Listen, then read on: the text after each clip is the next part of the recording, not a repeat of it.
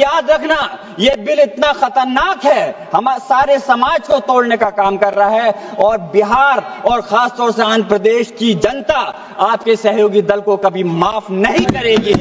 मैं अपनी बात इस शेर के साथ शुरू करना चाहता हूं कि बुलंदी देर तक किस शख्स के हिस्से में रहती है, बुलंदी देर तक किस शख्स के हिस्से में रहती है, बहुत ऊंची इमारत हर घड़ी खतरे में रहती है। माननीय अध्यक्ष जी, आज मैं इस सदन में वक्फ तरमीमी बिल 2025 के खिलाफ अपनी बात रखना चाहता हूं। वक्फ अमेंडमेंट बिल 2025 के जरिए सरकार वक्फ ट्रिब्यूनल के अधिकार को कम कर रही है। वक्फ बोर्ड के अधिकार में भी काफी कम किए जा रहे हैं, वो इसलिए कि ताकि वक्फ बोर्ड की संपत्ति को आसानी से सरकार अपने कंट्रोल में कर सके, जिसको कि हम बर्दाश्त नहीं करेंगे। माननीय अध्यक्ष जी, मैं आपके माध्यम से कहना चाहता हूं कि मैं और हमारे नेता माननीय राष्ट्रीय अध्यक्ष अखिलेश यादव जी सिर्फ इस बिल का इसलिए विरोध नहीं कर रहे कि इसको एनडीए सरकार लेकर के आई है। हम इस बिल को विरोध इस वजह से कर रहे हैं क्योंकि ये हमारे मुस्लिम समाज को तोड़ने का काम है, हमारे मुस्लिम समाज को कमजोर करने का काम है और इस देश के अंदर विकास में रोधा उत्पन्न करने का काम है। माननीय अल्पसंख्यक मंत्री जी कह रहे थे कि विपक्ष गुमराह कर रहा है, बल्कि हकीकत यह है विपक्ष गुमराह नहीं कर रहा है इस बिल के ऊपर, बल्कि आप लोग गुमराह कर रहे हैं। आप लोग गुमराह कर रहे हैं इस सदन को, आप लोग गुमराह कर रहे हैं इस समाज को, इस देश को। आपकी सरकार का नारा था का सबका साथ सबका विकास। मैं पूछना चाहता हूं, यह आपका नारा खोखला है। मुस्लिम समाज को टारगेट करके नुकसान पहुंचाने की आपकी मंशा साफ हो गई है।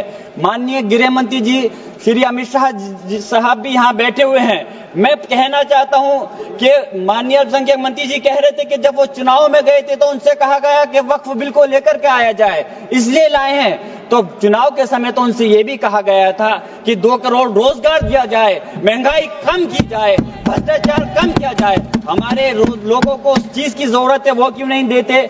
मैं कहना चाहता हूं कि इस देश का मुसलमान दुश्मन नहीं है, इस देश का मुसलमान वफादार है, इस देश की तरक्की चाहता है, इस देश का विकास चाहता है और हमारे बुजुर्गों ने लाखों की तादाद में इस देश को आजाद कराने के समय अपनी जान माल की कुर्बानियां देकर के साबित किया था।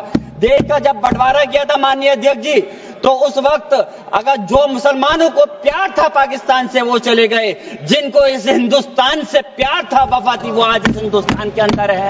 हम इस देश के दुश्मन नहीं, हम इस देश में नौकर भी नहीं हैं, हम इस देश के मालिक हैं और हम चाहते हैं कि सब लोग मिलकर के, सारे धर्मों के लोग मिलकर के इस देश की तरक्की की बात करें। मैं पूछना चाहता हूं कि मुस्लिम के 5 साल मुसलमान होने के बाद प्रॉपर्टी को वक्फ कर सकता है? कैसा मजाक है ये? किस प्रकार की बात है? महिला सम्मान की आप बात करते हैं। अरे महिला सम्मान के अंदर तो पहले ही 2 महिलाएं बोर्ड के अंदर रहती थी। आपने कौन सा नया तीर मार दिया कि कौन सी ज्यादा महिलाओं को आप अधिकार दे रहे हैं? मंत्री जी भी कह रहे थे कि तमिलनाडु और केरल के लोगों को कहना चाह रहे थे। मैं पूछना चाहता हूं, याद रखना, ये बिल इतना खतरनाक है, हम सारे समाज को तोड़ने का काम कर रहा है और बिहार और खासतौर से आंध्र प्रदेश की जनता आपके सहयोगी दल को कभी माफ नहीं करेगी अगर वो लोग इस बिल पर आपका साथ देते हैं। तो मैं कहना चाहता हूं, कमाल की बात तो यह है, मुस्लिम समाज को हक देने की बात वो लोग कर रहे हैं जिनके पास 240 सांसद होने के बावजूद एक भी मुस्लिम सांसद आपके पास नहीं है। आप बात कर रहे हैं, मुझे अफसोस है कि आप इसकी बात कर रहे हैं। सत्ता पक्ष के लोग मुसलमानों की तरक्की की बात कर रहे हैं। आपके मुंह से ये बात अच्छी इसलिए नहीं लगती, मुसलमानों को उत्तर प्रदेश हो या हिंदुस्तान का कोई सा हिस्सा हो, उन्हें नमाज पढ़ने से दिक्कत है। माननीय अध्यक्ष जी, बस मैं अपनी बात खत्म कर रहा हूं। अजान से दिक्कत है, मदरसों से दिक्कत है, मुसलमानों के कारोबार से दिक्कत है, मुसलमानों की स्कॉलरशिप को बंद कर रहे हैं और उसके बाद वक्फ के माध्यम से मुसलमानों को हक दिलाने की आप बात कर रहे हैं। मेरा कहना है कि क्या देश में माननीय न्यायालयों के अंदर पहले से मुकदमों की कमी है जो नए इस बिल को लाकर के नए जन्मों को विवाद दिया जा रहा है? आप वैसे तो संवैधानिक प्रक्रिया पर यकीन रखते हैं, आप कहते हैं कि संवैधानिक प्रक्रिया के तहत ही हर बूथ में चुनना चाहिए, तो मैं वक्फ बोर्ड के अंदर क्यों आप नॉमिनेट करके सदस्यों और अध्यक्ष को नॉमिनेट करके सरकार के कंट्रोल में करना चाहते हो? मैं अपनी बात खत्म करते हुए मैं सरकार से कहना चाहता हूं आपके माध्यम से माननीय अध्यक्ष जी कि इस बिल को वापस लेना चाहिए।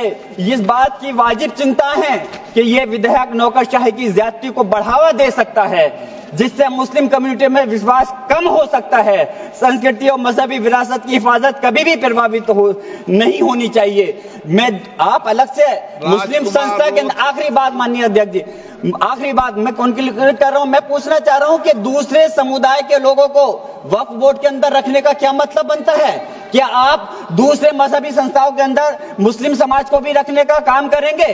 तो इसलिए इस प्रकार का भेदभाव, नफरत की दीवार खड़ी मत करिए।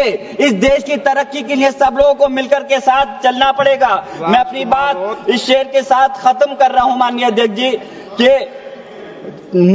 ये इंसान के बनाए हुए काले कानून, ऐसे कानून से नफरत है, अदावत है मुझे, इनसे हर सांस में तहरीक बगावत है मुझे। बहुत बहुत शुक्रिया माननीय।